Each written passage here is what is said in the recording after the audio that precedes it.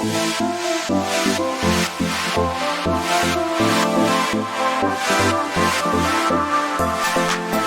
not waste. Yeah. So we have just already put it to live. We have about another 70 participants have already joined. Okay. So can we start, sir? Yes, please. Good morning, all the delegates and all the students of nephrology. It's been an honor to welcome you all once again for our next Regain PG program. And I'm sure today's session, as usual, is going to be moderated by Dr. A.K. Balaji, so who would be moderating today's session. And Dr. D.S. Ranaji also would be joining shortly. So I request Dr. A.K. Balaji to take over and introduce the examiner for the day and the student for the day. Over to you, sir. Thank you, Mr. Raja. And good morning, everyone.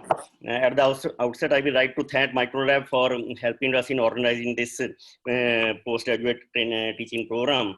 And today, on behalf of Department of Nephrology, I welcome Professor Vijay Kher, who is Chairman, Department of Nephrology and Transplantation at Medanta Hospital, Gurgaon. He is a teacher of teachers, a very experienced clinician, excellent clinician, academician, researcher, and examiner for the last more than 35 years.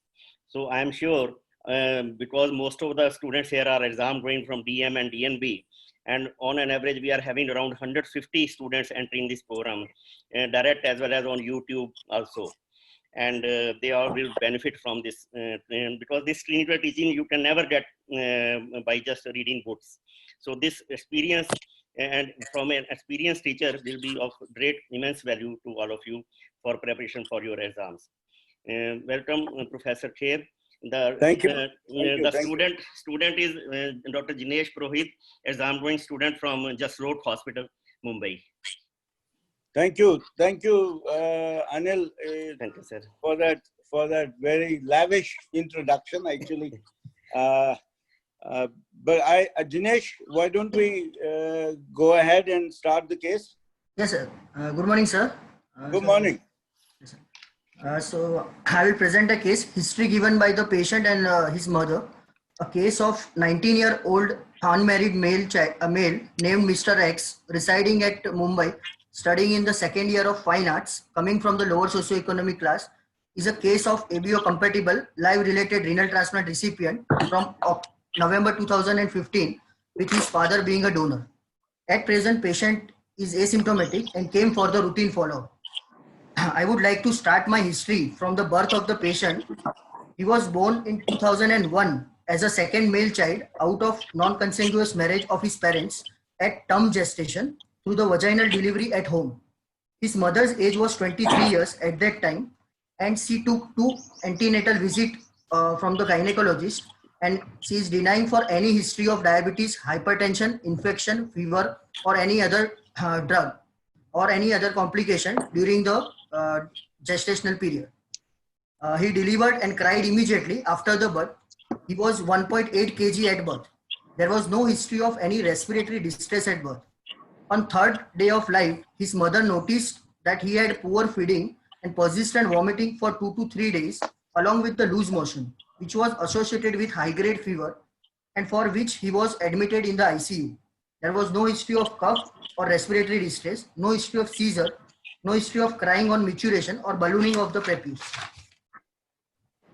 He was treated with the IV antibiotics and he improved after 20 days, and they were told that it was a gastrointestinal tract infection.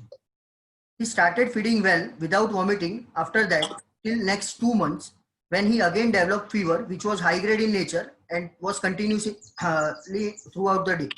And his mother noticed this time that it is associated with poor urinary stream and crying during the maturation of the child.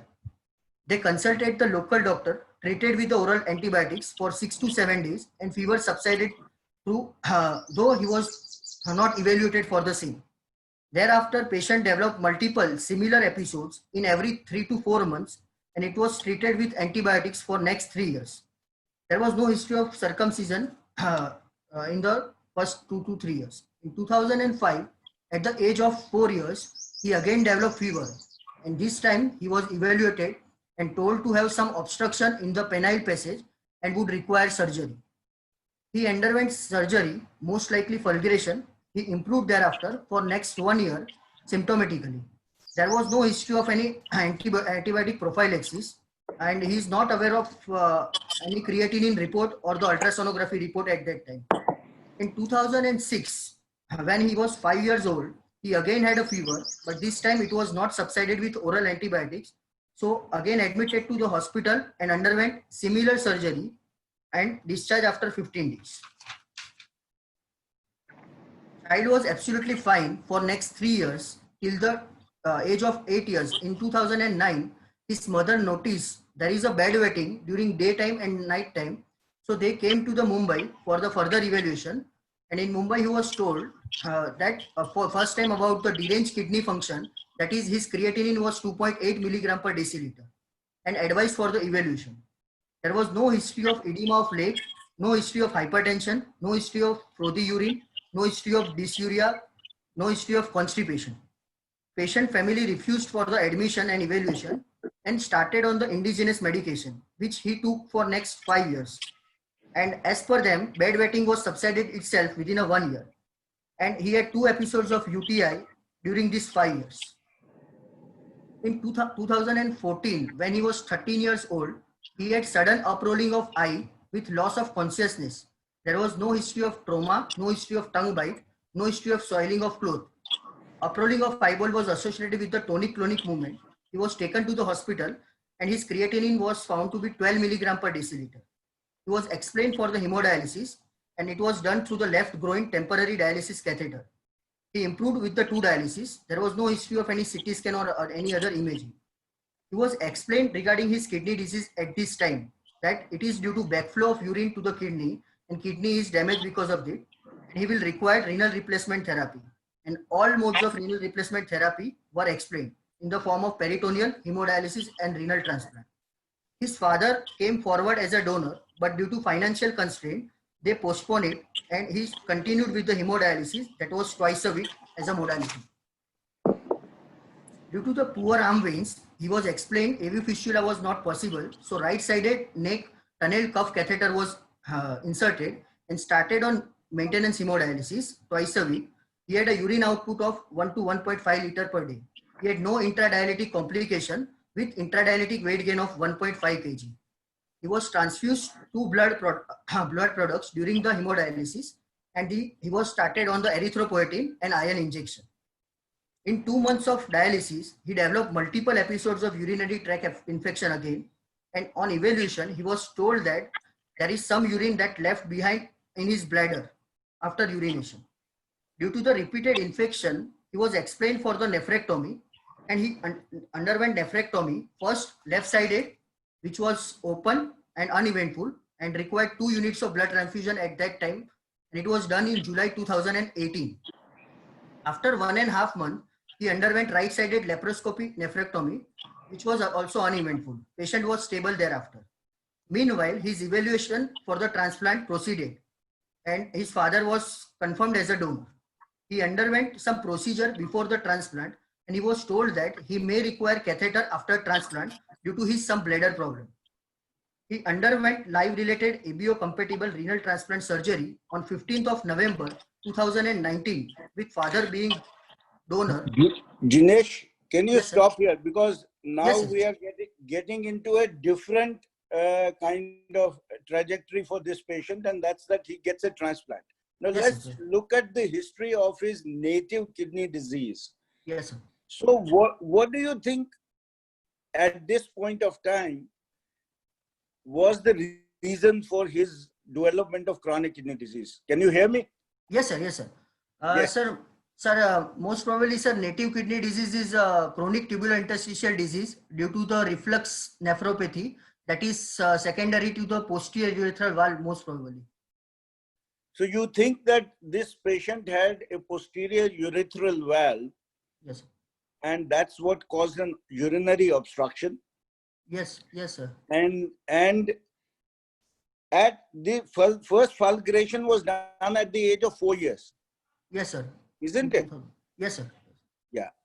Where was it done? Do you know where was it done? Sir, Hyderabad, sir. Actually, he came from the Hyderabad. So in He came Hyderabad, from Hyderabad. Okay. So it was done in Hyderabad. So why do you think even after fulguration, yes, sir. he developed chronic kidney disease? Yes, sir. Posterior urethral valve is basically it's a congenital abnormality that present from the birth, and Yes. in 30 to 40% it is also associated with the dysplasia, renal dysplasia, cortical dysplasia. So even after we treat the posterior urethral valve, the repeated urinary tract infection gets decreased, but the dysplasia or that is inherited previously, and the scarring that has been done in these 3 years because it was treated late, so that already caused the damage, and that is why it can progress towards the chronic kidney disease. So you are saying that renal dysplasia is associated with. When does kidney develop in the fetus? What age of gestation? Sir, metanephros started from the 8th week of gestation and it completed by the 34th week. So why do you think, if you understand the embryology, why would you think that posterior urethral valve abnormality is associated with renal sort of, you have problems of development of the kidney itself and there is dysplasia? Why do you think that happens? Yes, sir. So basically, sir, from the mesonephric duct, there is a ureteric bud, and from the ureteric bud, there is some genes that is responsible for the ureteric bud and connection between the ureteric bud and the metanephric blastema. So these genes are responsible for the further development of ureteric bud, and also this ureteric bud and mesonephric duct will lead to the bladder and the urogenital sinus development and metanephric development of the kidneys. And these genes are responsible for the both. Okay, just my computer is back, so let me close.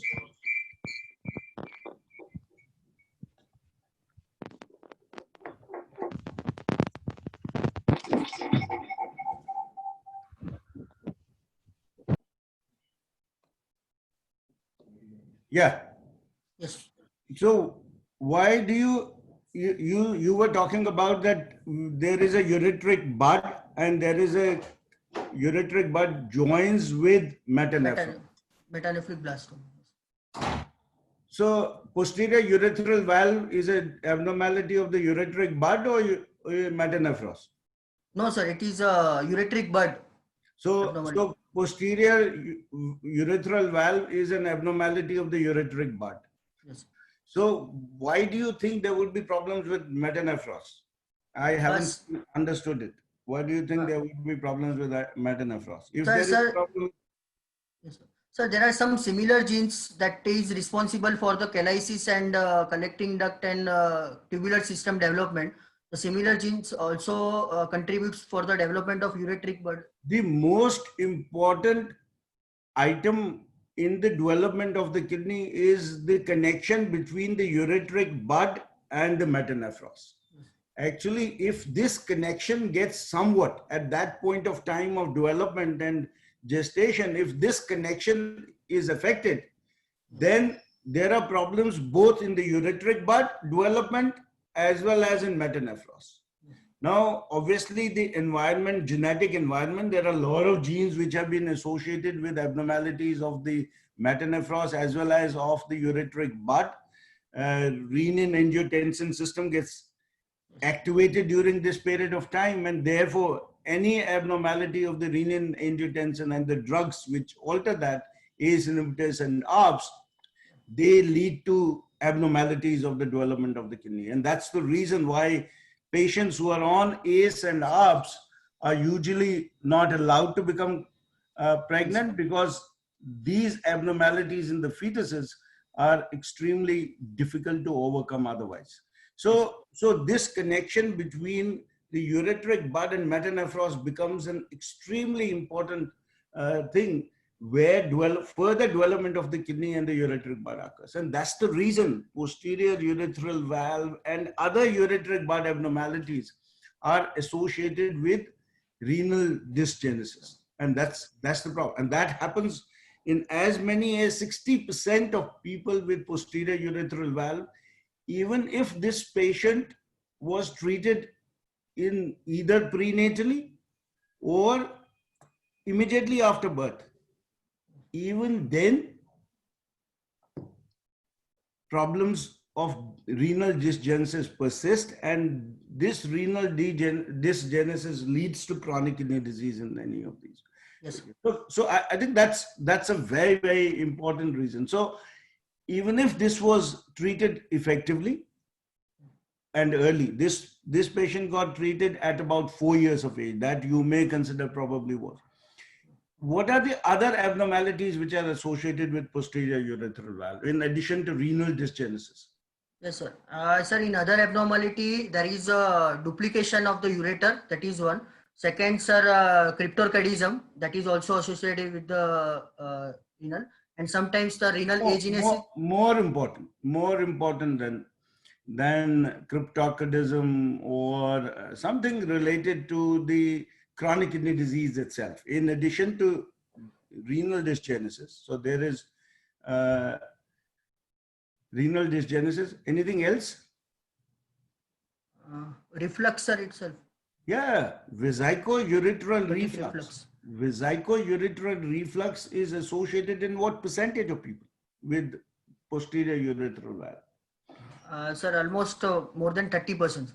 Yeah, 30 to 50% of people get vesico-urethral reflux in these. And what would be the kind of reflux? This would, you call it a primary or a secondary? So secondary reflux. This is because of an obstruction. So there is a Yes. posterior urethral valve, there is an obstruction in the system, and this is a secondary form of. So you have vesico-ureteric reflux being present in a fairly large number of these patients. And even after correction, depending on what stage you correct them, even after correction, vesico-ureteric reflux might continue. Yes, sir. So that's another reason why they may get continued recurrent urinary tract infections and pyelonephritis, which might lead to further scarring on top of a renal dysgenesis. There is also renal scarring resulting from Hypertension and UT. recurrent urinary tract infection. Urinary tract infections. Now, how important is urinary tract infection in causing chronic kidney disease in this group of patients? You think that it is the recurrent urinary tract infection? Is there any study that you? Yes, sir, it has. Yes, sir. Recently, sir, in REVUR study, which is the largest study of the reflux, it showed that if we give the antibiotic prophylaxis in the high grade reflux, that is grade 3 to grade 5, there is a chances of 50% reduction of the recurrent UTI, and they have a benefit in the progression of the chronic kidney disease. Sir. So it has shown that it is effective, sir. Yeah, that was not all of these refluxes in the REVUR study were not related to posterior urethral valve. We are talking of at this point of time of posterior urethral valve, because your patient seems to have had a posterior urethral valve for which he got fulguration. Now we are talking of vesico-ureteric reflux related to posterior urethral valve. And we are talking that these patients are at high risk of developing infection. Now, are you aware of that? Is those patients who get recurrent infections, are they at higher risk of development of chronic kidney disease in comparison to those who do not get infection? We're talking of your patient, posterior urethral valve. Study, actually, I'm not aware of any study, but sir, the reports, there are many reports are that higher incidence of infection leads to more scarring of the kidney, and that leads to progression of the chronic kidney disease. Yeah, that's the traditional thought has been that since vesico-ureteric reflux, especially of high grade, leads to higher incidence of acute pyelonephritis, and therefore there would be higher chances of development of scarring, and that might lead to greater progression of chronic kidney disease as well as greater. But a study of about 119 or 120 patients looked at about 50% of them got urinary tract infections, which were recurrent, and about 50% did not have recurrent urinary tract infections. And so overall development of chronic kidney disease in these patients was similar, actually, in those who did not get infections and those who got infections. So there has always been this debate about what is the role of infection in patients of vesico-ureteric reflux leading to chronic kidney disease. And that has been the kind of a debate. And you were also talking about Revou's study, which also looked at all kinds of vesico-ureteric reflux, predominantly primary vesico-ureteric reflux. And they also came that surgery probably, that was looking at benefit of surgery in 3, 4, 5 grades of reflux versus medical prophylaxis, prevention of urinary tract infection, and suggesting that probably prevention of urinary tract infection by medical therapy may be as effective as doing surgery. And surgery has become less and less of an option in majority of the patients of vesico-ureteric reflux, and there is always a kind of debate and concern about whether surgery is needed in large number of these patients, which was being done. Previously, a lot of these children were subjected to recurrent surgeries for correction of vesico-ureteric reflux. What is the third abnormality which exists in patients with posterior urethral valve? So you talked of renal dysgenesis. You talked of vesico-ureteric reflux. What is the other thing which these children develop? So valve bladder thick. Yeah, bladder abnormalities. So these patients will develop secondary neurogenic bladder kind of. So they have overactive bladder. They have bladders which have high pressure and low volume because of the thickening of this. So even when you correct posterior urethral valve, and many of these children actually get corrected at what point of time? They may get corrected somewhere in their adolescence. People miss posterior urethral valve. In this child also, till he got transplanted, no one looked at the bladder of this patient. No one looked at the dysgenesis, renal dysgenesis in this patient. No one looked at chances of chronic kidney disease in this patient, till he reached an advanced stage of kidney disease at when the creatinine was 2.4, 2.5. And then also he neglected his disease till he came into an end stage, advanced kidney disease, kidney failure he had a creatinine of 13, severely azotemic, and had to be dialyzed in emergency. So the three causes of chronic kidney disease in these patients are renal dysgenesis, bladder disturbances, and bladder disturbances also occur in about 30% of these patients. And vesico-ureteric reflux, which occurs in about 30 to 50%. So you can see that posterior urethral valve is not a disease in isolation, that you correct posterior urethral valve, and therefore, so as a nephrologist, if you were to take care of this patient, how would have you dealt with him? Now, I make you in charge of this patient. When he was born, he was 4 months of age. That time he got urinary tract infection, which was established, and he comes to you. You are a treating physician. So what would have you done, which would have been different than what happened to this patient? Yes, sir. Sir, after the posterior urethral valve surgery, sir, I would follow up the patient very regularly to see. I would have seen the renal function at that time also. If patient is having a abnormal renal function, then I would, after the age of 5 years, I would also like to see the bladder. What is the status of bladder, either by the urodynamics study. And if renal function was normal, you would have done nothing. Sir, then also, sir, I would yes, this is the point which is important. You don't have to wait for abnormalities of the renal function, and you know that our assessment of renal function is inadequate. Creatinine rises fairly late in the progression of kidney disease. So we do not have an early marker for diagnosis of renal dysfunction. So therefore, even in patients who apparently have normal renal function, you should be able to look for them for their how would you have looked at whether there is renal scarring which may have already occurred, or there is renal dysgenesis. So how would you look at it? Yes, sir. So first of all, sir, I would see with the non-invasive ultrasonography and the DMSA. These are the two non-invasive tests. Yeah, I so will look. you would ask for a very good ultrasonography. Yes, sir. So ultrasound would be a good first test to look at, Yes, sir. and to be sure that there isn't any scarring which has occurred or renal dysgenesis. Structure of the kidney would be best looked at by a DMS, and DMSA scan would be a very good. So you would have done an ultrasonography in this patient and asked for maybe a DMSA scan at that Yes, sir. point. And Yes, sir. anything else?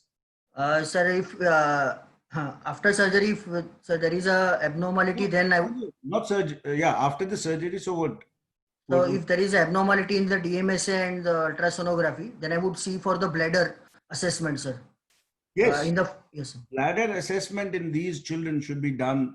You should look at, and what is your concern, biggest concern about the bladder? Sir, I would like the high pressure in the bladder is a biggest concern. High pressure. So you would have wanted to do a urodynamic study to see whether there is a high pressure. Yes, sir. Because if there is a high pressure bladder, then you will have to, what would they have to do? Sir, then I would like to reduce with the augmentation cystoplasty, sir. Then you will look at methods by which Methods. you can reduce. Yes, What is the function of bladder predominantly? Sir, to storage. So one is storage and one is Bladder voiding. has 90% to 95% of the time, bladder works as a storage. Storage. It is only 2 to 5% of the time that bladder has to Void.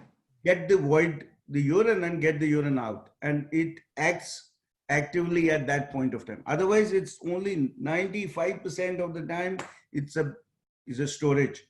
Yes, sir. So you need to have a storage with a low pressure.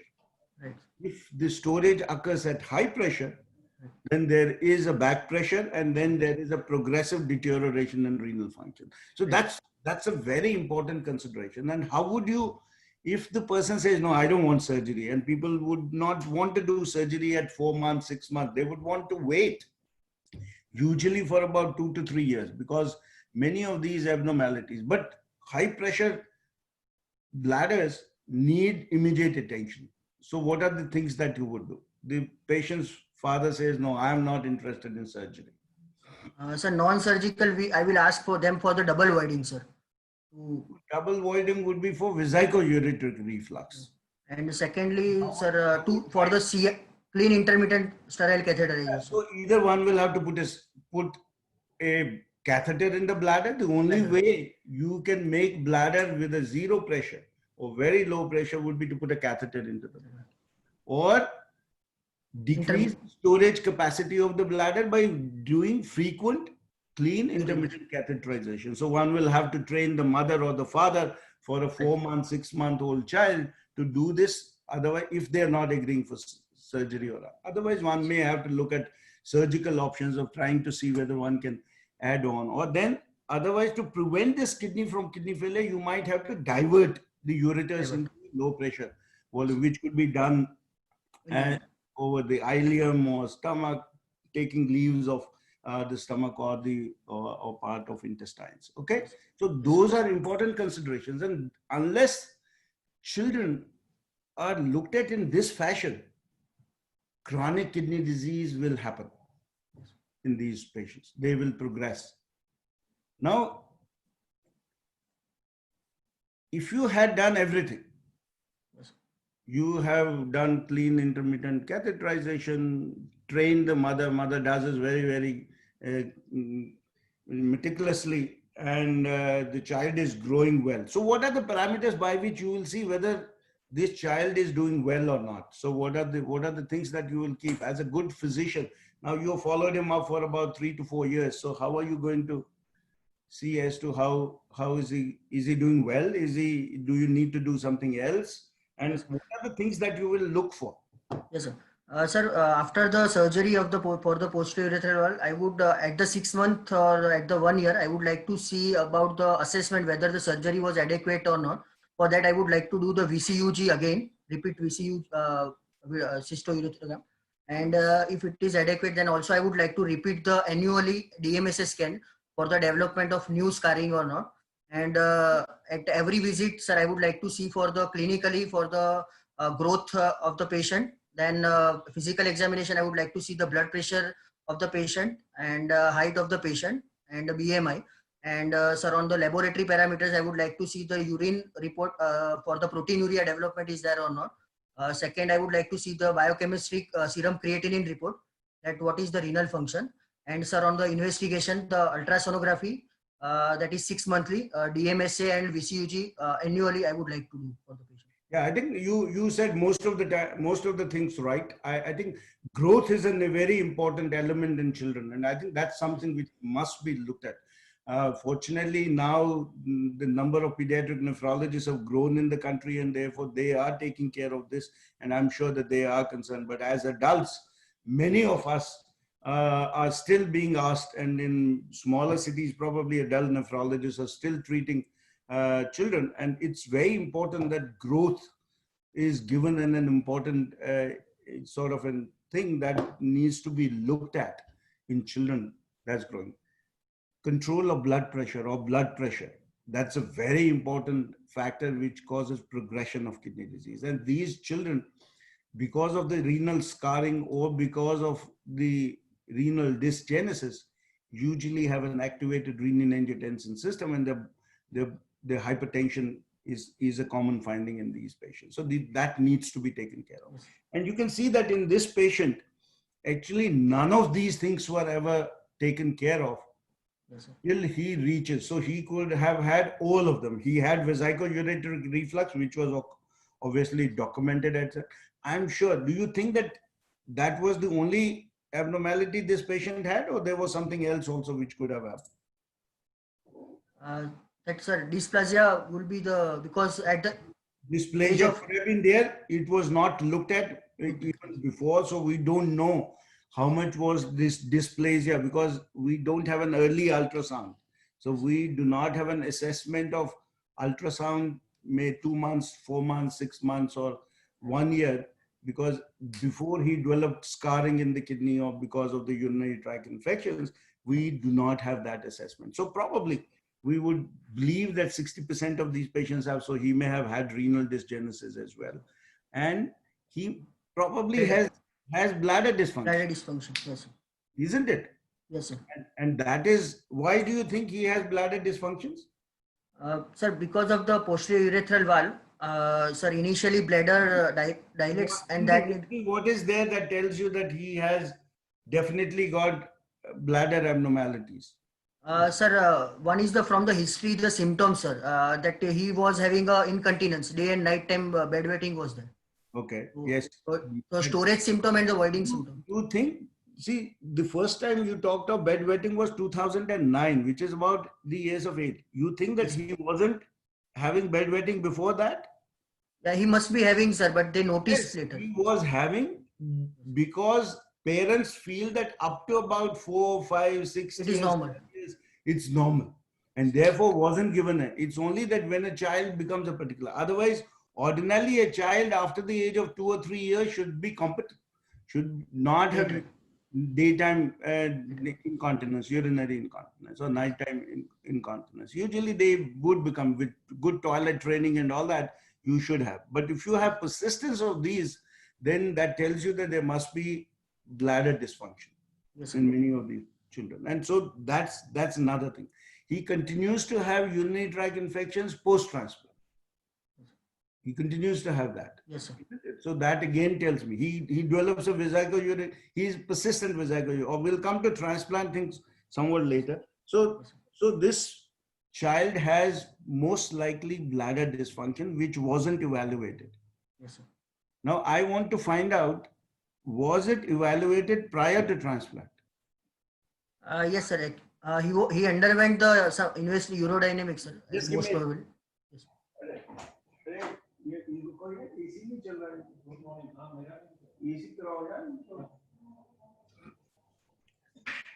Hello. Yes. Yes, sir. I was trying to get my room air conditioning on. I'm a lot of heat here. Yes. So yes, sir. He underwent the urodynamics, and he was also explained regarding the CIC post-transplant, sir. Okay. That he will require CIC So post-transplant. there must have been a high pressure bladder, Yes, sir.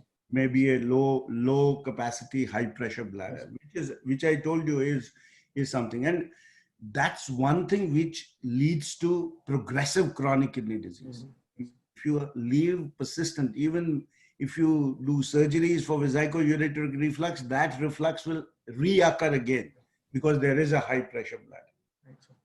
So that's very important that these bladder dysfunctions are tackled before you tell a patient that he should undergo surgery. Trans- Doing a vesico-ureteric surgery in a patient who has a bladder dysfunction No. doesn't mean much at all. Okay, so they need to be taken care of before you tell them. So, Right, sir. so this patient, so he was told that he should do.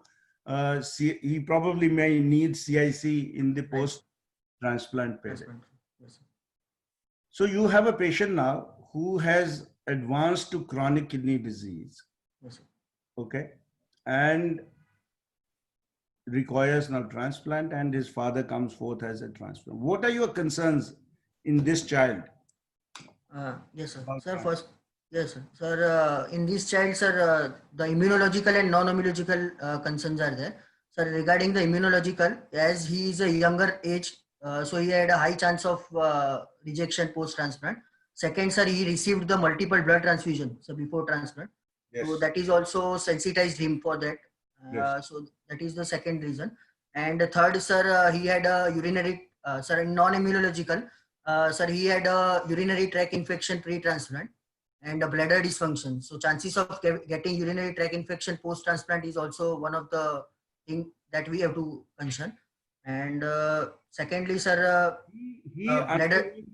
underwent nephrectomies, Yes, sir. Yes. isn't it? He underwent first Yep. Yes. a nephrectomy Left. one Left side. side and then nephrectomy on the other side. Yes. Yes. And then, so if you were the treating physician, so what conditions will you do nephrectomy? See, over last 25 years now, we used to do nephrectomies in many of these patients in my tenure at Sanjay Gandhi Postgraduate Institute. But ever since we moved and we've been sort of taking care of many of these patients, we find that I don't remember many times that I would have done bilateral nephrectomies now in patients with vesico-ureteric reflux. I really don't remember the last time I did this. Must be about 15, 20 years back probably. So we do not do it very, at least I don't remember that there is a patient who required this kind. Yes, sir. So which patient you think would require bilateral nephrectomy? Yes. Sir, the patient who had a chronic intractable infection which are not responding to antibiotics, so before the transplant they may require. Second, sir, chronic intractable hypertension which is not responding to antihypertensive drugs, even the 4 to 5 antihypertensive drugs. Then, but though it is nowadays it is not so common. Third, sir, the persistent proteinuria. Sometimes, sir, if it is a very high proteinuria, then also, sir, the medical or it is also medical or surgical bilateral nephrectomy. Sometimes it has been done, sir. Yeah. So, yeah, in general, the indications that you have said is right. But in practice, I'm not sure how much you would have seen.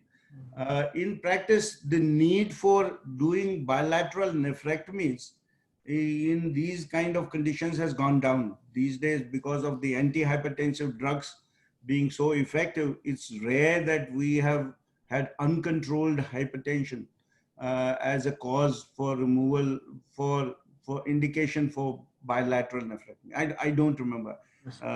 Long time. We used to do that at Sanjay Gandhi Postgraduate Institute. Same for bilateral ureteronephrectomy for vesico-ureteric reflux and patients who were infected. Most of the time, probably we are able to treat many of these infections and they don't have persistent infections. So it's only those who have persistent urinary tract infections which which are occurring in people, and where you find that there may be an abscess or persistent pocket of infection in the kidney. And many times, because these kidneys are chronically infected and they have a reduced renal function, antibiotics don't reach in appropriate concentrations in these ischemic kidneys, and therefore you will never be able to get rid of sources of infection. So I think there would be an occasional patient where bilateral nephrectomy or ureteronephrectomy. Sir, ureteronephrectomy. Yes, bilateral ureteronephrectomy must be done in these patients. Okay, so Yes. it's, you have to take out the ureters till the lower ends Right. of the bladder, and then, because otherwise the sources of infection might remain there in the ureters itself if you don't do bilateral ureteronephrectomy in this patient. Yes, sir. So it was done. Many times you might be able to do it simultaneously. Actually, you don't have to do it first the left one or the right one. But obviously, I guess that this patient probably was not considered to be surgically fit to sustain bilateral ureteronephrectomy. May have been considered to be a bigger operation for him. I don't know nutritionally how good he was. Looking at the overall clinical condition that he has been, I would expect that he would have been fairly malnourished. He would have been growth retarded, and obviously had bony deformities, which I read Yes. also from your description. So that's another consideration, which would be the bone disturbances which occur in these patients. So let's now talk about what is the kind of bony deformity this patient at least told you in the history, that there were some bony deformities, or you found on examination only? Yes, sir. They didn't tell anything on the history, but when he walks, then I showed, and then I just observed that he had a genu valgum, sir.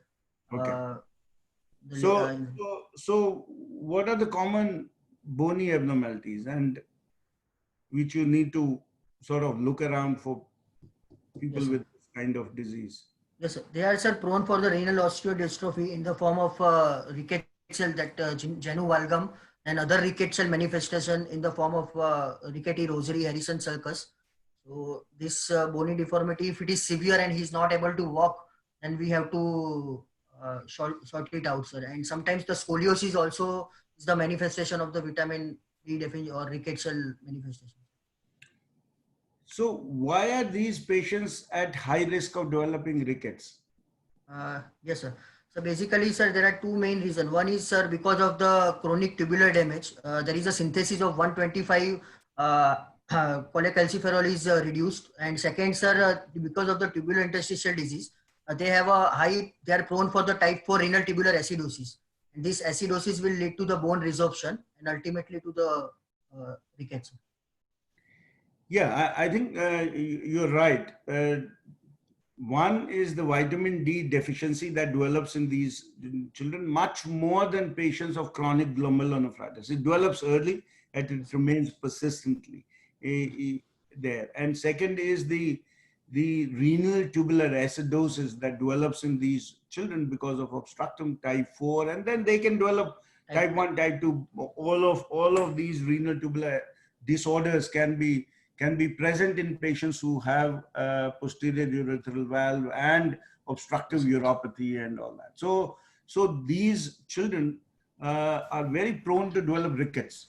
So as a physician, it's extremely important, in addition to growth, to look for bony deformities. Right, sir. And these become important. So if you were taking care of this child, as I said that you are, Yes, sir. now, you saw him in 2009 with a creatinine of 2.8. Right. So if you were the physician, so what would have been your advice to him? Yes, sir. Sir, at the creatinine of 2.8, I have seen him. Then, sir, I would look for the mineral bone disorder in this patient in the form of the parathyroid, vitamin D, and also the patient acidosis. So I would supplement him. If the PTH is high, then I would supplement it with the vitamin D and calcium to reduce it. And I would also correct the acidosis with the bicarbonate supplementation. That my target bicarbonate in the children would be 22. At least. Yeah, if you actually that's another huge consideration in children with renal tubular acidosis and with these kind of disorders. In early stages, you should look for bicarbonate and abnormalities of acid base and try to correct. And correcting acidosis is helpful in preventing bone disease as well as also allowing the children to grow. Acidosis is one of the factors which doesn't allow the children to grow, in addition to deteriorating renal functions. And so it's very important that you should correct the acidosis in these patients, which can be a problem in these patients. So that's an important element. So you had done that. Bicarbonate is reasonably okay. He is not acidotic at the moment. His blood pressures are controlled with 2 antihypertensive drugs. The creatinine is 2.8. The estimated GFR at this 9-year-old kid is something like 18 ml. Okay, so you are taking care of him. He's been with you for about 2 years now. So what will be your advice to this child as well as his parents? Yes, sir. I would explain them regarding this is the progressive disease. So in the future, he will require the renal replacement therapy, and the best therapy would be the preemptive. What time do you think you would feel that he would require this therapy? Yes, sir. Sir, previously it was thought that less than 15 ml of GFR we have to initiate with the renal replacement therapy. But sir, from the ideal study, it has been shown that it will not affect the long-term outcome. But he is a child, so best if they are ready for the transplantation, then the preemptive transplantation with the GFR of less than 20 is recommended, sir. Then it is the best thing if you had the best interest of this child, yes, then I, as a physician, and I would feel that this is a child you would want him to get a preemptive kidney transplantation, yes, which is the best form of treatment for him. yes, So he would need assessment of his bladder. yes, No doubt about it. His bone needs to be taken care of. And the reason why you would want a preemptive transplant more than anything else in this child would be the considerations of the growth. As this child grows older and older, then taking care of bony deformities becomes a huge problem. He will remain stunted. He may never be able to achieve the kind of a growth that you would get. The earlier you transplant him, and in children now, you also don't want to do it too early, and you also don't want to do it too late. So there has to be an appropriate kind of an age, as appropriate kind of a GFR that you would feel is important, considering the age, because you must give child enough number of years for him to grow and catch up growth. right. If you do wait for him for 16 years of age, that maybe in another 5 years I will delay his transplant, it's very likely that he will never be able to catch up his growth, because his bones will fuse by that period of time and you will not be able to allow him that growth. So it's extremely important that this is a consideration that many physicians don't look at in this perspective, and it's an important perspective in children. And in children, you're not only wanting to give him long life, you also want to give him a life, a quality of life in which he has achieved his reasonable amount of length, for which he should not be ashamed of. Okay, so it's an important consideration. So I think I would have suggested a transplant at that point of time, because that would have taken some time, and I would have told him why it is important. Unless you explain this to the parents, many other nephrologists might tell him it is too early. नहीं वो doctor साहब तो पैसे बनाना चाह रहे हैं, because इसीलिए कह रहे हैं जल्दी से transplant करो, but not realizing that actually it is the growth of that. So it's very important for them to tell that that's an important consideration. So you would recommend a preemptive transplantation at a GFR of somewhere around what you said is 20 ml and less would be a reasonable good. When he is in a good health, you would have taken care of his bladder function in whichever way, whether he has to remain on CIC or he has to have some surgery prior to correct his bladder defects. And you would want to achieve excellent growth as well as good outcomes for it. So that's another. So doing a preemptive transplant in children would be good. And what would you do to these bony deformities? Suppose at 9 years he has severe bony deformities. So what would you do? Sir, What yes, would sir. be the treatment for those bony deformities at that? Sir, Suppose he was having so much of struggle walking, he was waddling, he is knocking his knees. Then what would you do? yes, sir. Sir, if it is a severe genu valgum that his intermalleolar distance is more than 10 centimeter or more than 12 centimeter precisely, then sir, he may require osteotomy, sir, in the form of tibio or the femoral osteotomy will be required. So orthopedic consultation would be required so that this deformity can be corrected, sir. In fact, actually, if you do transplant in them, usually what happens is that with a good renal function, the children achieve growths, and as they grow, their bony deformities also get better. In fact, you should not do any major surgery in children who are growing, and try to give them, correct the basic defect, correct acidosis, correct bone disease related with vitamin D deficiencies, calcium and other defects, and improve their renal function if you can. And the only way you can improve their renal function would be giving them a kidney transplant at that point of time. And I have many children actually who were transplanted early. And in fact, I was surprised that we had thought that we will do surgery after the transplant. And in fact, none of these children required surgery. The bone remodeled in such a fashion by itself that you did not have to do surgery. So in fact, you must wait after the transplantation for about, they might need some corrective form of slings and others, shoes for the time till they remodel their bones. Till that period of time, they might need help. They might need some, because if they have severe walking difficulties, they will need help. So that needs to be given to these children, but you allow them with a normal renal function to remodel their bones, and they would recover their bony deformities, and many of them will not require. If there are persistent bony deformities which remain, which need surgical correction, they should be done. Usually once they have reasonably grown, they're unlikely to grow further. And at that point of time, then you can do a corrective surgeries for them.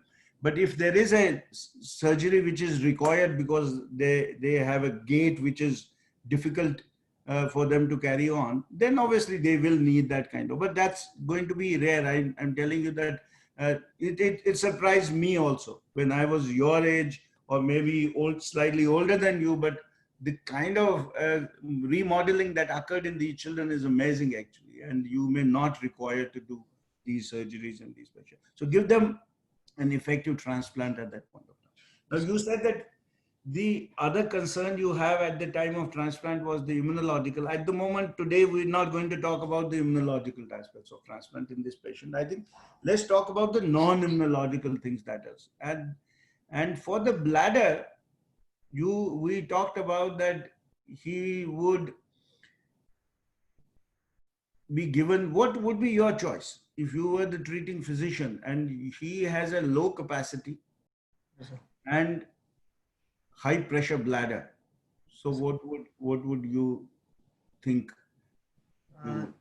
Yes, sir. It is said that, and you have a good urologist also with you. If you have a good urologist with you, and it's always good to have a urologist who is also a transplant surgeon, because then he understands the problems of urology as well as transplant surgeon. And I've been lucky that I have had a surgeon who worked with me, who's an ace urologist for 35 years now. And that helps.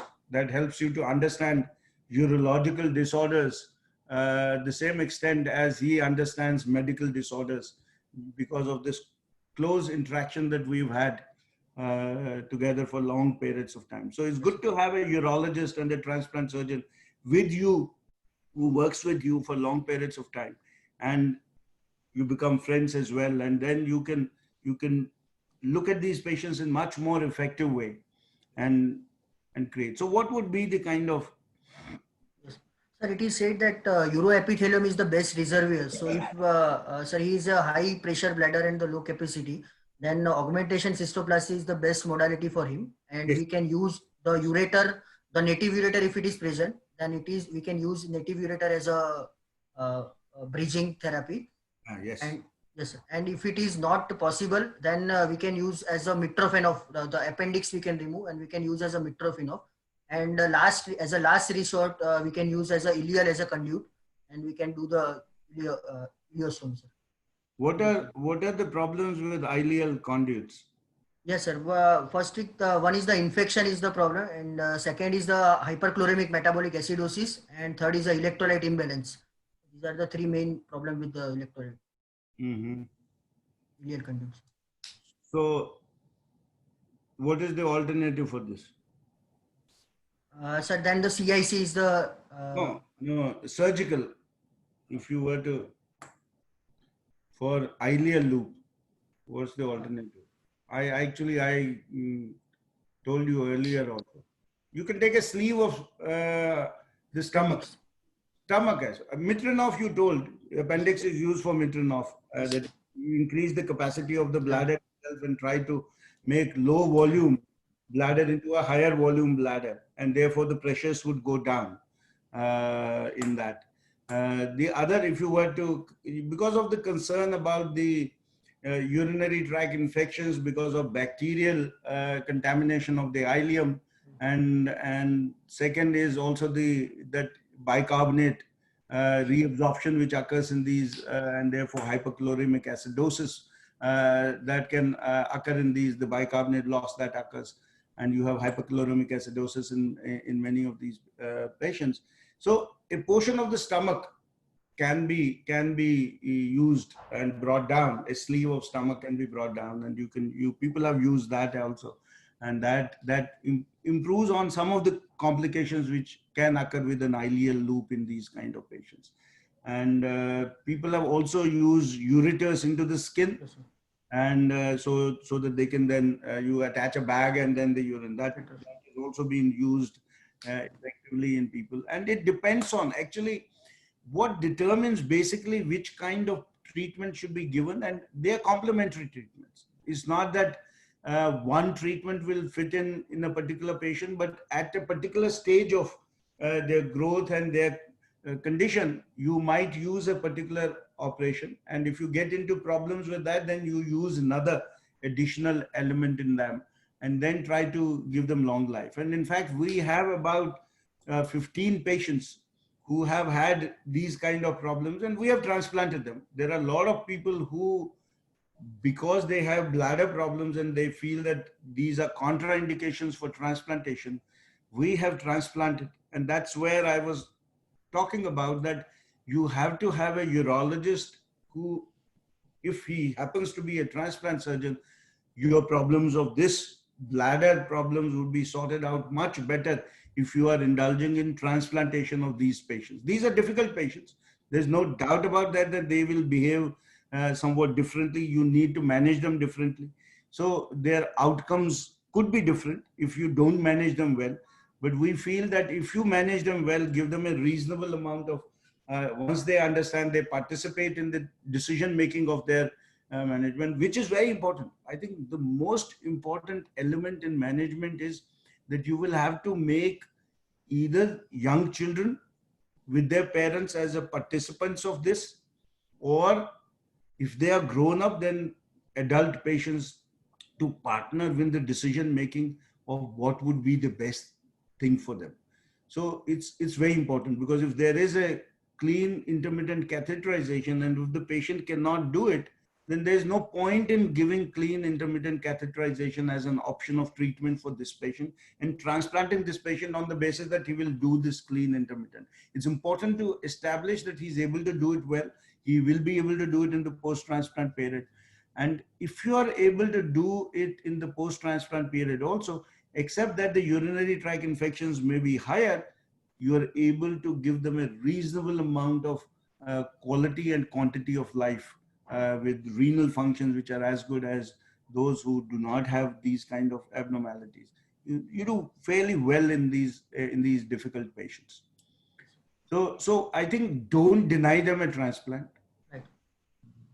Don't consider them abdicated. So these are young children, and I think it's important. Transplant is the only treatment which will give them a long-standing quantity of life and possibly a quality of life as well, despite that they have impediments in their urinary excretion, urinary voiding, and that can create a problem. So that's another concern which is very, very important and neglected in this patient.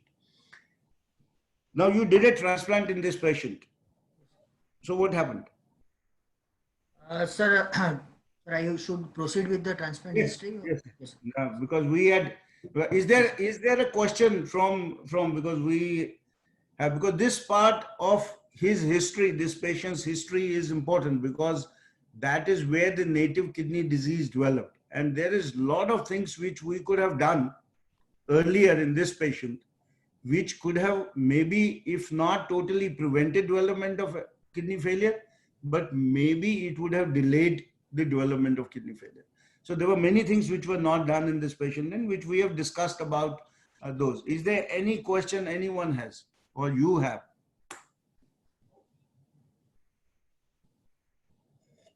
Because then we will talk the next part of this illness. Anyone? Do we have, let me see, there are some questions on the chat, probably. And each UTI results in further scarring, but high-grade reflux can also result in aseptic scarring.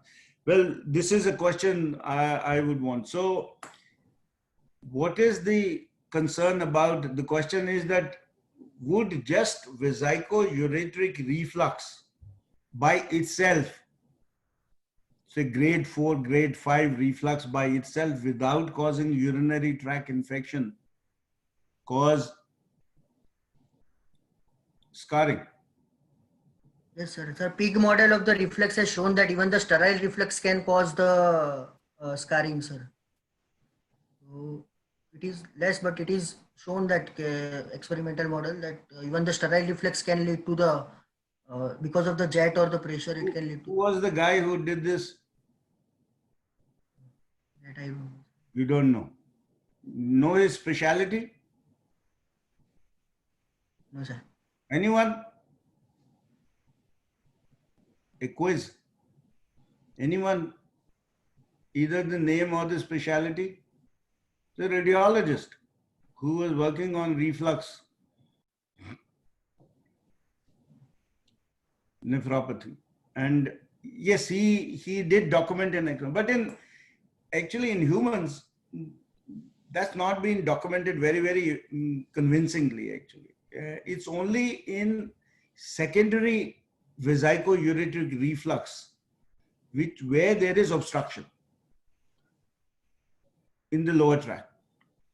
And reflux in these kind of situations have led because the pressures probably are higher in these patients. And that's what may cause damage by scarring and all that has been demonstrated. But I think in primary vesico-ureteric reflux, where there isn't any grade 4, 5 in humans without documented urinary tract infections, has been difficult. And many of these things that we call scars in patients who have given no documented history of urinary tract infections is probably renal dysgenesis, which is what is labeled as scars in these patients.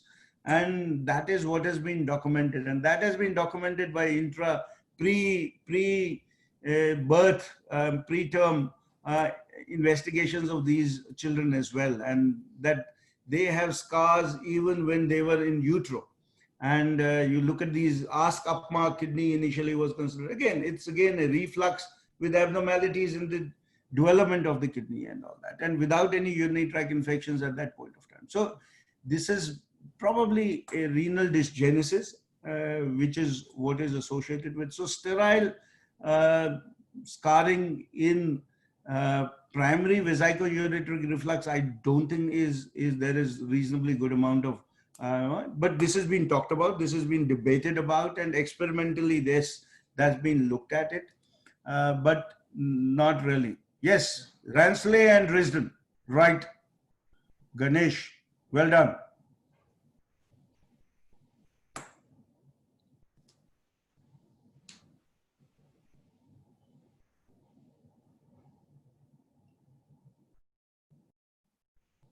So any other question?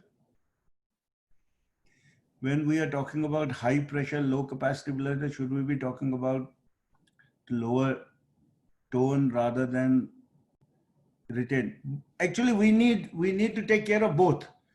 If you create just low pressure, but the volume is very, very limited, even then the frequency of the urination will be so much that you will not be able to give a comfortable life to a patient. So I think we will need, you have to look at creating a bladder of the normal kind of a proportion, as near normal as you can, and that would be creating a residual of good amount of good volume of bladder, so that it can provide about 300, if not 300, at least 200 ml of urine in the bladder.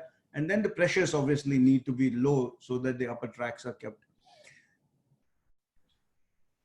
Yes, you can do augmentation surgeries prior, or sometimes our surgeons, we have done in some patients augmentation surgery just immediately after the transplant also. Till that period of time, manage them with catheters or intermittent catheterizations. And then as we feel that surgically the patient, especially in patients whom we consider surgically not to be too good, they are malnourished, and we feel that one surgery prior to transplant, a good kidney function, we feel, is an important element in making patients nutritionally better.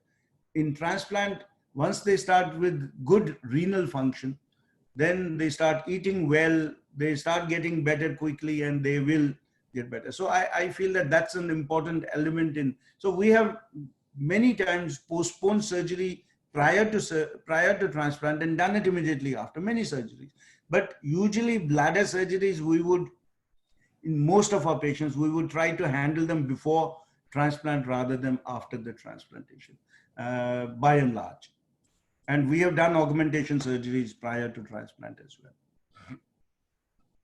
Those seem to be the questions, I hope. Can we move ahead? Yes. Yes.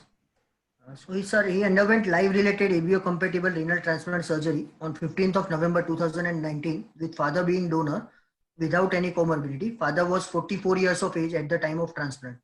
He was given antithymocyte globulin as an induction agent. He was not aware of any DSA report. Surgery was prolonged. It ended after 8 to 10 hours as per him. He was comfortable after surgery, but he was told on very next day that he was not passing adequate urine and he would require hemodialysis for the same. There was no any. So what do you think, Dinesh, what happened? What do you think would have happened? Yes, sir. As he has mentioned that the surgery was very prolonged. Where was surgery done? Sir, actually in the Nair hospital. Sir. In Nair hospital. Okay. So, sir, surgery was very prolonged, so there must be any difficulty with the anastomosis. So that leads to the acute tubular necrosis, ATN, which leads to the delayed graft function. I think, you see, ordinarily one would think that there may be something they were doing with the bladder or something, but I guess that the very fact that he has acute tubular necrosis, doesn't pass urine at all next day, and has to be dialyzed, tells you that this is probably an acute tubular necrosis, probably some difficulty with surgery now, probably with vascular anastomosis, or they may have had some difficulties with multiple vessels or so. It's difficult to say, but probably. I would agree that this is probably related to something which happened during the surgery, most likely with the vascular anastomosis. Yes.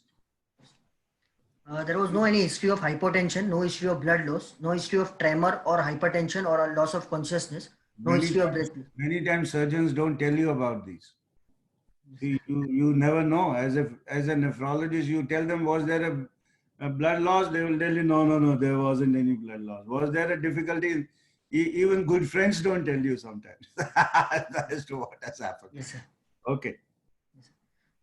Then he was put on the triple immunosuppression, that is tacrolimus 1.5 mg twice a day, mycophenolate 500 mg twice a day, and prednisolone 20 mg twice a day. And at that time, USG Doppler was done, which was normal as per the patient. On the 8th post-operative day, patient developed hematuria, which was painful in nature, and it was a passage of clothes. And also he developed the abdominal distension. So he underwent suprapubic catheterization, and urine was drained from that. Hematuria subsided itself within 2 days, and he required 2 units of blood transfusion at that time also. After 4 sessions of hemodialysis, his urine output improved and his serum creatinine started decreasing, and it reduced to 1.7 milligram on 28th of post-op day. And at that time, suprapubic catheter was also removed. Patient was improving, but he started to have a loose motions and abdominal pain, which was persistent after medication. So he was he was changed from mycophenolate mofetil to azathioprine 75 mg once in a night. DJ stent was removed before the discharge, that is on the 28th post-op day. He was discharged after 2 months with serum creatinine of 0.9 milligram per deciliter with tacrolimus, azathioprine and visolaz as a maintenance immunotherapy, and he was advised for the follow-up. Patient was stable and was doing regular follow-up and started gaining weight and height after that. There is no history of any urinary symptoms in the form of incontinence during or the frequency or urgency during this period of time. He was alright for next 3 years, that is from 2015 to 2018, when his creatinine was increased from 0.9 to 1.3 in 2018. Though he was Was he advised to do CIC or no? He wasn't. No, sir. Sir, he was denying that at this time he was not advised, sir. After the transplant, he did not have any symptoms, so he is saying that he was not advised. But at the time of transplantation, do we have details of his urodynamic study? No, I have not read. You do not have any details of urodynamic, because that's extremely important. The urodynamic studies would be very, very important in these kind of patients, and that's what will determine as to how. Now, I am not sure whether his lower urinary tract was handled adequately prior to transplant and even after the transplant. Okay. So in 2018, his creatinine was increased from 0.9 to 1.3 milligram per deciliter. Though he was asymptomatic, his report was suggestive of urine infection, and he was told that in ultrasonography, his post-void residue was high. So advice for this time he was advised for the clean intermittent sterile catheterization, but he refused to do so. So he was asked to follow up after 15 days once the infection clears up, and he was prescribed antibiotics. After 15 days, he underwent MCUG, and after MCUG, he underwent some procedure in the form of, there is an injection of deflux in ureter, in the transplant ureter, and at that time he was told that he has a reflux in the transplant ureter also. There was no history of any fever, no history of pain during maturation, no history of urgency, frequency or nocturnal incontinence. After the procedure, he was stable and in regular follow-up, and his creatinine reduced from 1.3 to 1.1, and it remains stable now with normal blood pressure and normal blood sugar. So what do you think has happened? What do you think? He remained well. He had asymptomatic bacteriuria, isn't it? Yes, he sir. didn't have any urinary complaints. No symptoms. No symptoms. Fever, no urinary complaints and all that. So asymptomatic bacteriuria, isn't it? Yes, sir. So he had asymptomatic bacteriuria. So what do you think you would have done in this patient? Asymptomatic bacteriuria. Which are the conditions when you will treat asymptomatic bacteriuria? Sir, the pregnancy is the one in which I would treat the asymptomatic bacteriuria. Second, patient who undergoing the urological procedure.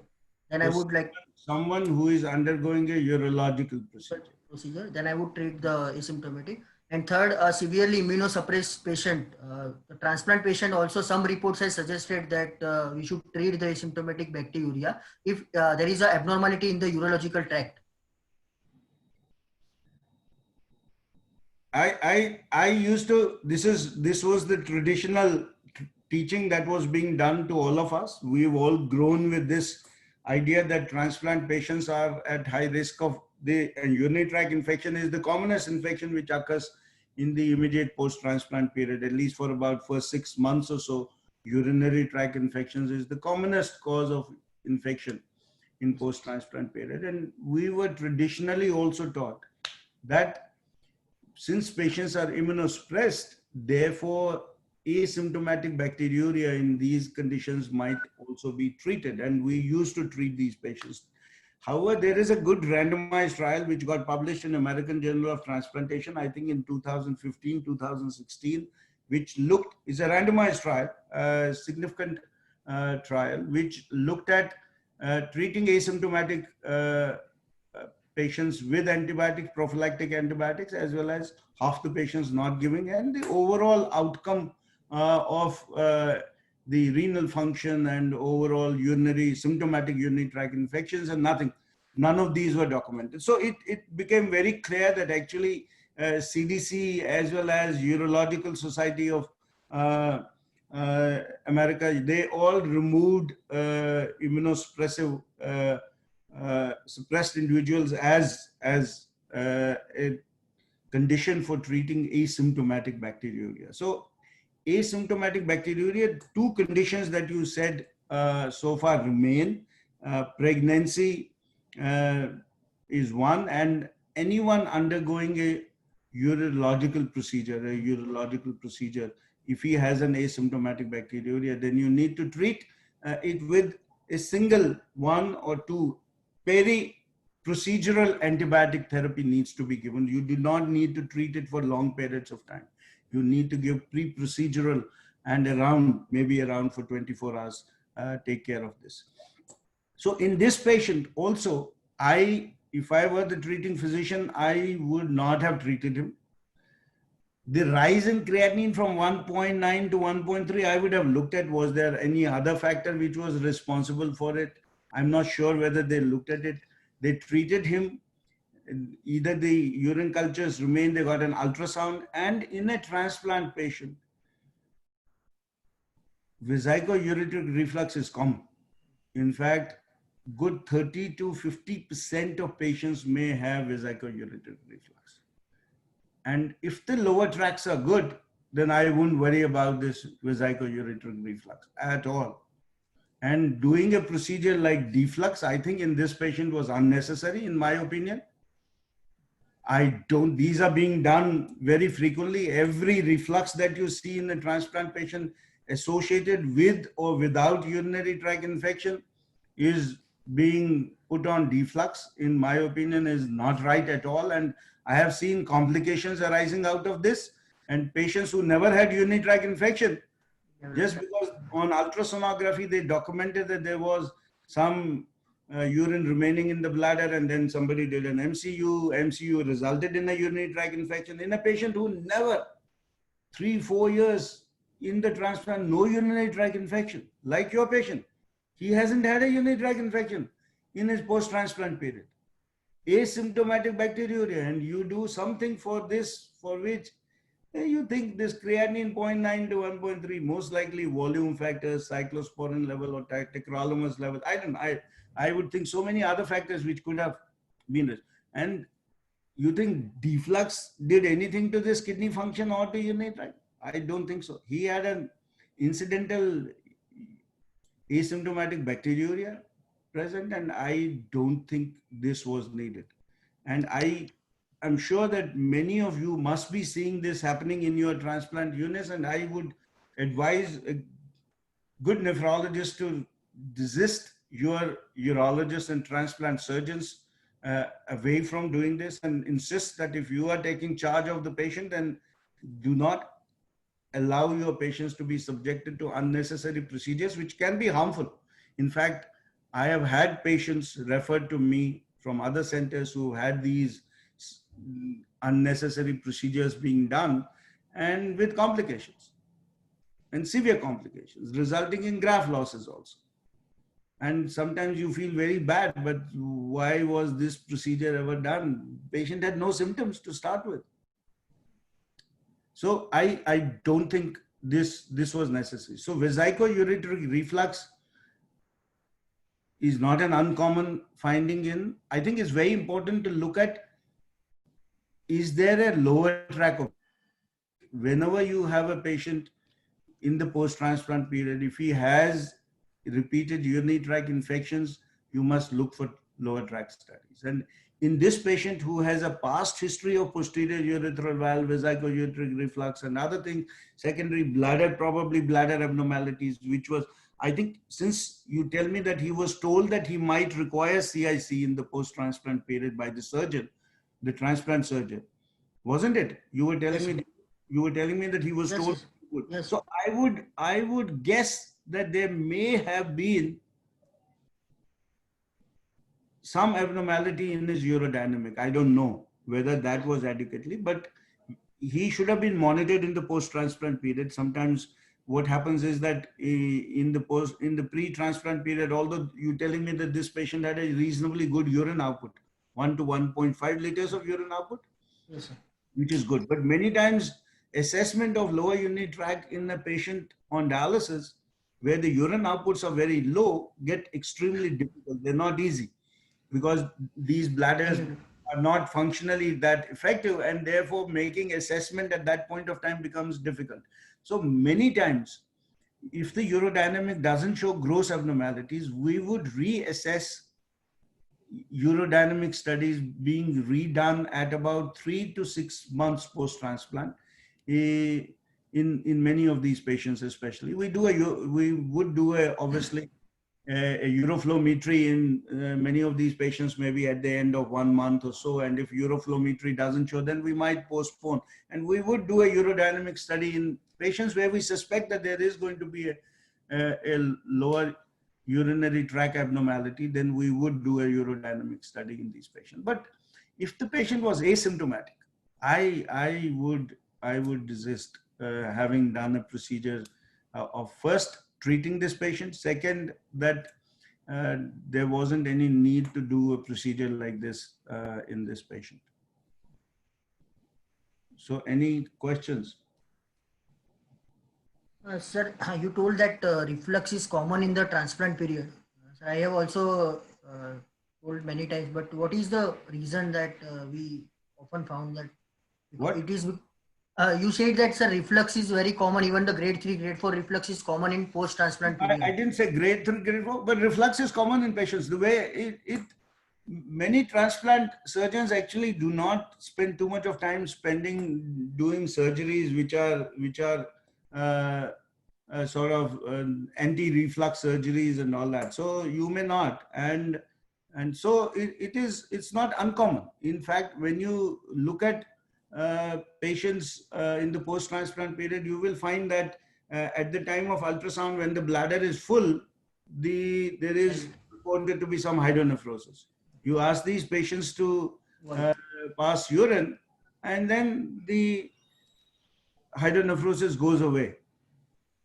I don't think it's of any great clinical significance at all. And some people will do a vesico-ureteric study on this. So they will do an MCU in this patient. And then when you do an MCU in this patient, you will find that there is grade 1, grade 2, grade 3 also, vesico-ureteric reflux. And that has not been found to be uncommon in patients with transplant. This is a very common finding. On ultrasound, you will find, and if you do we don't do an MCU in such patients. I don't do an MCU. In fact, we do not do MCU prior to transplant in every patient of transplant. we do it only in patients who have symptomatic lower urinary tract symptoms. We do not do regular. We used to do that long time back, but since the chances of infection, introduction of infection in the MCU is common, therefore we have stopped doing this and we do it. And I don't think we would regret this kind of a decision. So we don't do it at all. There is a question that CDC recommends. I think the guidelines, CDC guidelines will also go on. They have, again, initially they were saying that you should continue to give them prophylaxis. You should give urinary tract asymptomatic bacteriuria in the transplant period. At any period of time should be treated, but they've kept it for first 3 months probably. And to some extent, I may not, because urinary tract infection occurs fairly commonly in post-transplant period.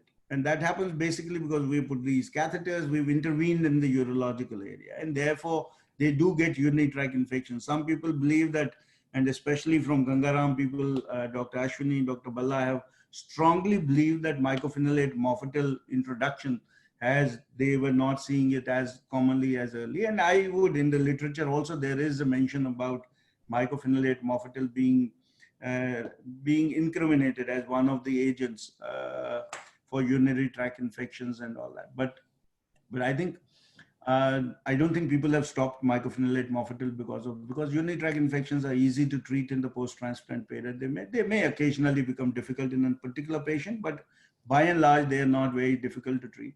If somebody wants to treat asymptomatic bacteriuria within first 3 months as per CDC guidelines, I wouldn't fight that. I think that is okay. But by and large, treating asymptomatic bacteriuria at every period of time in the post-transplant period, I don't think is appropriate. I don't think there's good evidence to do that. High pressure bladders, anticholinergics, mirabigan and others. Yeah, drug therapy, pharmacotherapy can be tried in some patients, especially if you do not have an obstruction. You have not been able to document. So pharmacotherapy, along with, depending on what you are able to achieve. If you are able to achieve a reasonably good symptom free person and the bladder pressures are not very high, for you to undergo transplantation, and I think that should be fine.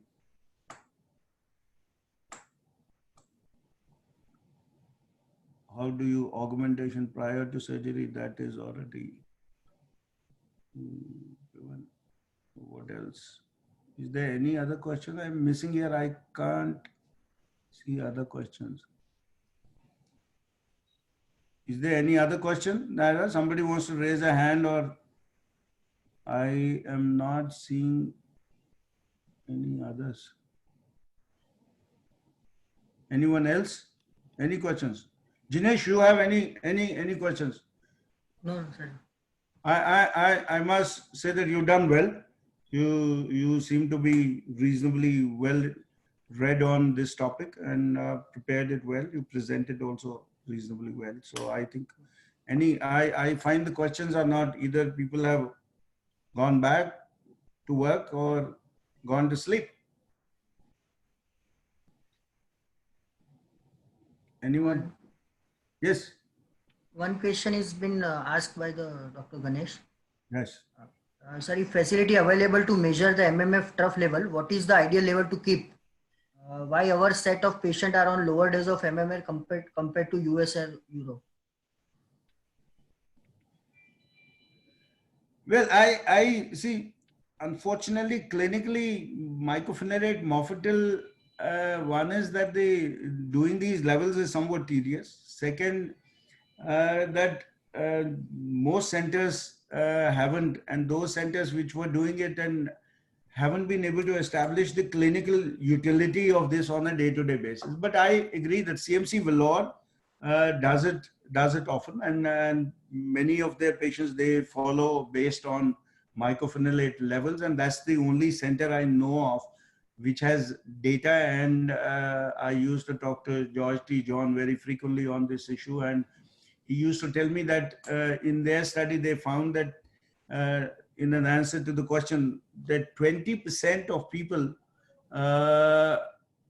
in India get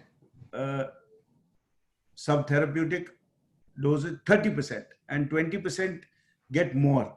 50% are in the appropriate zone without doing the levels. This is their general study which they did in the patients when they were doing these levels.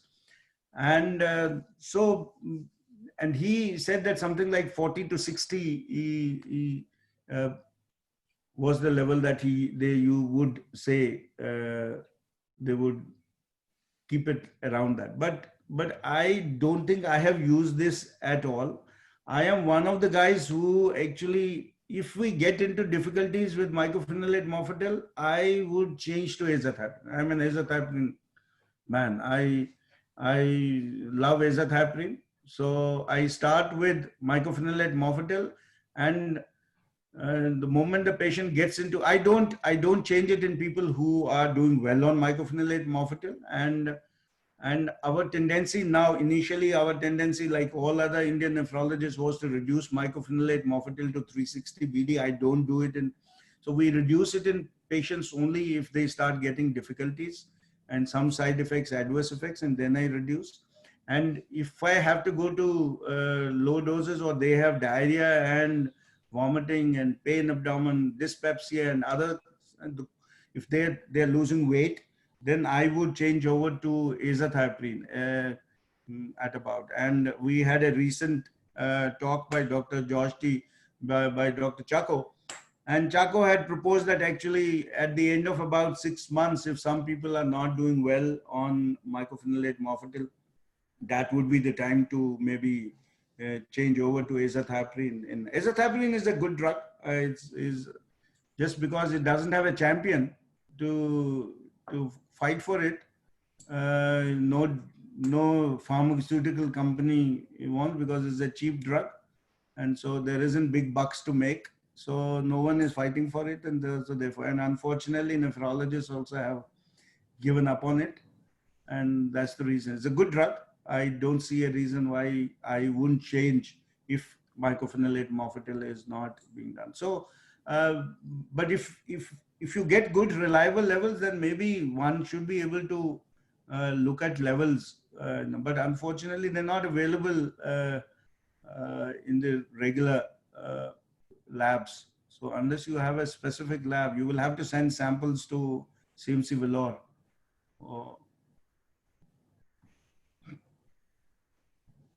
Any other questions? There is another question. Yes. This patient has a clear history of CKD, and he was advised transplant. Yes. What do we do when patient 10 years male comes with the elevated creatinine and small kidney around 6 centimeter without any clear-cut history? So should we do the DMSA or advise him directly for the transplant? No, the question is that he has kidney failure. Patient comes with kidney failure, or kidney patient? Here, sir, history of reflux is present. If there is no history like reflux, and patient comes at a 10 years of age with a small kidney and CKD, then what should we do? Should we proceed directly to the transplant, or we should evaluate?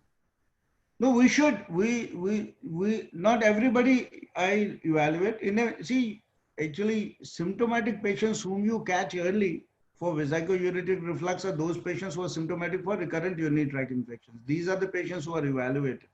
But significant number of patients remain asymptomatic. And in fact, in the clinic, when you find a young man of 20 or 25 years, and sometimes in females, once they get married and they become pregnant, for the first time, they find there is hypertension in the first trimester itself. And these are patients who probably have an underlying chronic kidney disease, which was not detected at all. Nobody did serum creatinine prior to that. And an ultrasound is done, and they find that one of the kidneys is smaller. So there is either a reflux or there is. So what I look at in these patients, and then you have significant number of these patients who have one kidney small, the other kidney is normal. You do a DMSA scan in them, and you find that there are bilateral scars in them. And you would have think that they don't give you any history of vesico-ureteric reflux. They don't give you any history of urinary tract infections in the past. and it's either scarring of the kidney which may have happened in the early stage. So what we do usually is to look at lower tracts in these patients, in the sense we do an ultrasound, we do a uroflowmetry and all, we look at their symptoms and all that. If there isn't any symptoms suggestive of that there is retention in the urine or there are lower tract symptoms, then we don't do anything in this patient. If we transplant these patients at whatever time they require transplant without making an assessment of the lower urinary tract in these patients also. We haven't done. And there are significant, in fact, in an outpatient busy clinic, I'm sure Dr. Balla will agree with that, that in a clinic you will find patients and you either do a DMSA scan or an ultrasound, you find there are scarring in the kidney. Hypertension is the chief complaint they have, and they may have renal dysfunction, proteinuria, secondary FSGS, and the advanced to chronic kidney disease. Many of them may have had vesico-ureteric reflux grade 1, 2, 3, and majority of these patients, the reflux disappears. Good 50-60% of them may, if they don't have any obstruction, primary reflux disappears. But they may have had scars either in utero or in the early phases of their kidney development, and they progress to advanced kidney disease, and I would transplant them and not do great assessment of the lower urinary unless they have symptoms, and unless there are suggestions that uroflowmetry tells me that there is a retention in the urine, or ultrasound tells me that bladder is abnormal, then you would look for lower urinary tract. I think we are reaching about 10:41. We've already, Yes, so I think maybe we should close, Balaji. yes, sir. Thank you very much, sir. I'm sure you have given such excellent clinical tips which will help, apart from the exam, throughout your practice of nephrology in your career. And thank you very much, sir, for excellent bedside. And everybody learned a lot. There were 148 registrations total. Okay, if there are questions on this, you can either send me on my mail, and I will be more than willing to answer some of the questions on this. Deepak, my suggestion would be you can forward my email to all the students. Yes, to all the students, and then I will be more than willing to answer any questions if there are any. I'm sure there would be questions which are remaining on this. We couldn't, within 1.5 hours, you can't obviously discuss all the aspects. Although I thought that the native kidney aspects were more important in this patient than transplant. Yes, sir. And Dr. Purohit, Jinesh Purohit also did a good job, sir. Oh, he did an excellent job. I already told him that he did a good job. Yes. Thank you, Haji, Mr. Raja. Yes. So thank you, sir. It's been a pleasure to have the senior most, as Dr. Balaji we told in the beginning. Dr. Vijay Kher is a teacher of teachers for all the students. So it's been a real honor to have you with us today, sir. And I'm sure all the students. He is a friend, so कुछ ज़्यादा बोल जाते हैं, हाँ? The fact is a fact, sir. So I'm sure all the students are highly benefited. And just for the information of the students, we'll be uploading this YouTube the video into the YouTube by in 24 hours of time from now. So you can also get on to today's recording as well as the earlier recordings, whatever we have done with the other students. You can have access to those videos also. So thank you very much all the students for having joining us, and wish you all very best of luck for your examinations.